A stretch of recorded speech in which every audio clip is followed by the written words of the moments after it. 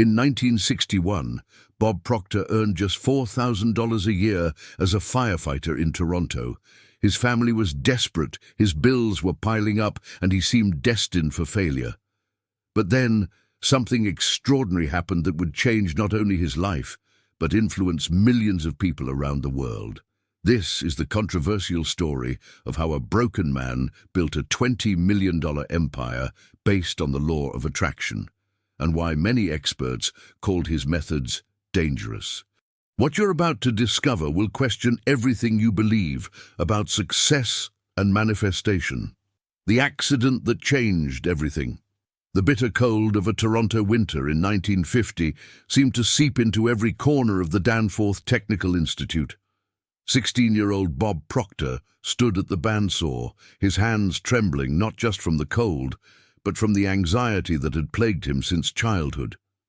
He had always been the quiet one, the middle child who seemed invisible in his own family. His father was away serving in World War II, leaving his mother to raise 3 children during the harsh years of economic struggle. Bob's self-image was already shattered. He felt worthless, directionless, convinced that he was destined for nothing more than mediocrity. As the bandsaw whirred to life that fateful day, Bob's concentration wavered. In a split second that would haunt him for years, the blade caught his thumb, nearly severing it completely. The scream that escaped his lips echoed through the workshop, but it was nothing compared to the internal scream of a young man who saw this accident as confirmation of his own inadequacy. The hospital room smelled of antiseptic and despair. As doctors worked to save what remained of his thumb, Bob made a decision that would define the next decade of his life. He would drop out of school. His mother pleaded with him, tears streaming down her weathered face, but Bob's mind was made up. He convinced himself that he was too stupid, too clumsy, too worthless to continue his education. For the next 10 years, Bob drifted through life like a ghost. He worked dead-end jobs, factory floors where the noise drowned out his thoughts, gas stations where the smell of oil became a constant reminder of his failures. His colleagues would talk about their dreams, their girlfriends, their plans for the future, while Bob remained silent, unable to imagine any of those things for himself. By 1961, Bob had found what seemed like stability as a firefighter with the Toronto Fire Department, but stability was just another word for stagnation. At 26 years old, he was earning $4,000 a year, while the fire chief made $11,000. Every month, Bob would sit at his kitchen table in his cramped apartment, surrounded by unpaid bills, wondering if this was all life had to offer. The other firefighters respected Bob for his dedication, but they noticed his quiet desperation. During the long hours between emergency calls, while others played cards or shared stories, Bob would stare out the station windows at the Toronto skyline, feeling like a prisoner in his own life. He had no idea that his liberation was about to walk through those station doors in the form of a successful businessman named Ray Stanford. The decision that terrified his family. Ray Stanford was everything Bob Proctor was not: confident, successful, radiating the kind of energy that drew people into his orbit. When Ray walked into Fire Station 19 that cold February morning, he wasn't there for an emergency. He was there to visit a friend, but something about the quiet firefighter in the corner caught his attention. Maybe it was the hunger in Bob's eyes, or the way he listened intently to every word when Ray spoke about business and success. Over the following weeks, Ray would visit the station regularly, and each time he would seek out Bob for conversation. Ray owned several successful businesses and had a gift for recognizing potential in others. During one of their talks, as snow fell outside the station windows, Ray reached into his briefcase and pulled out a worn copy of Think and Grow Rich by Napoleon Hill. Bob's hand shook as he took the book. He had never been much of a reader. In fact, this would be the first book he had ever read cover to cover. That night, in his tiny apartment where the radiator clanked and the neighbors argued through thin walls, Bob opened the book and began to read.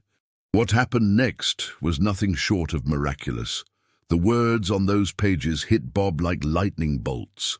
Napoleon Hill wrote about the power of definite purpose, about how thoughts become things, about how poverty was not a natural state, but a result of limited thinking. Bob read through the night, tears streaming down his face as he realized how small his vision had been. For the first time in his life, he began to believe that maybe, just maybe, he was capable of something greater.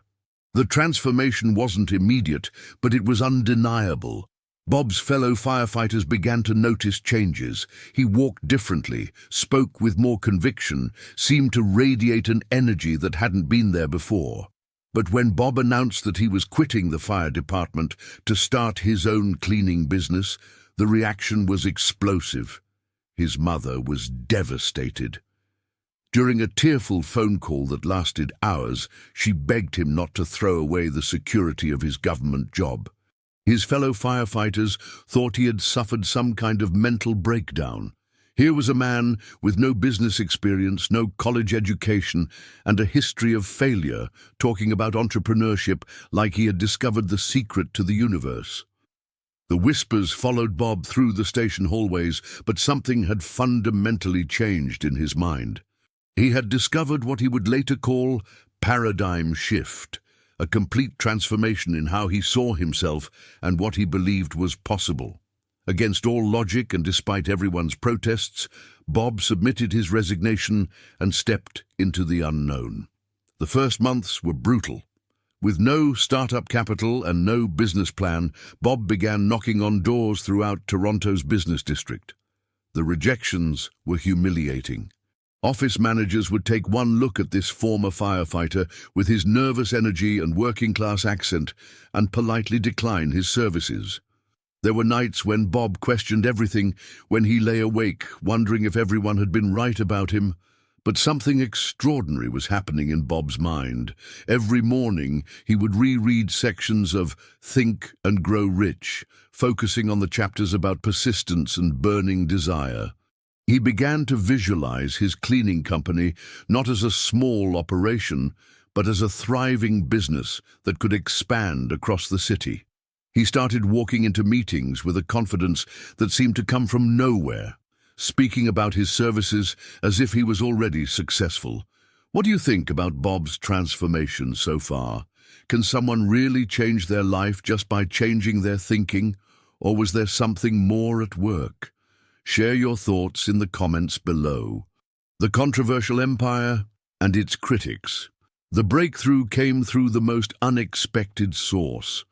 A janitor at a downtown Toronto office building had been watching Bob's persistent efforts and told him about a new medical building that needed cleaning services. Bob arrived at that meeting and, instead of begging for the contract, presented his vision with such passion and certainty that the building managers were convinced they had found someone special. Within 12 months, Bob's cleaning business was generating over $100,000 in revenue. The same people who had worried about his sanity were now asking for his advice. But success brought its own challenges and controversies. Bob was making more money than he had ever imagined possible, yet he felt driven to understand the principles that had transformed his life so he could teach them to others. In 1961, Bob made another life-changing decision. He moved to Chicago to work with Earl Nightingale, one of the most respected voices in personal development. The Nightingale Conant organization was at the forefront of the success education industry, and Earl Nightingale's radio program, The Strangest Secret, had already influenced millions of lives. Working with Earl Nightingale was both a blessing and a trial by fire. Earl was demanding, perfectionist, and had little patience for anything less than excellence. Bob found himself working 18-hour days, learning not just about success principles, but about the harsh realities of building a business empire. The office politics were intense, with some colleagues resenting Bob's rapid rise through the ranks. But Earl saw something special in Bob. During their private mentoring sessions, In Earl's oak-paneled office, overlooking the bustling streets of Chicago, Earl would push Bob to think bigger, to articulate his vision more clearly, to understand the psychological principles behind human behavior. These sessions were often brutal, with Earl challenging every assumption Bob had about success and failure. By 1973, Bob felt ready to strike out on his own. He founded his own personal development company and began teaching seminars across North America. His message was simple but controversial, that anyone could achieve wealth and success by changing their thinking patterns and applying the law of attraction. Critics emerged almost immediately. Medical experts and psychologists expressed concern that Bob's teachings might lead people to avoid necessary medical treatment in favor of positive thinking. Academic researchers questioned the scientific basis of the law of attraction, arguing that Bob was promoting pseudoscience.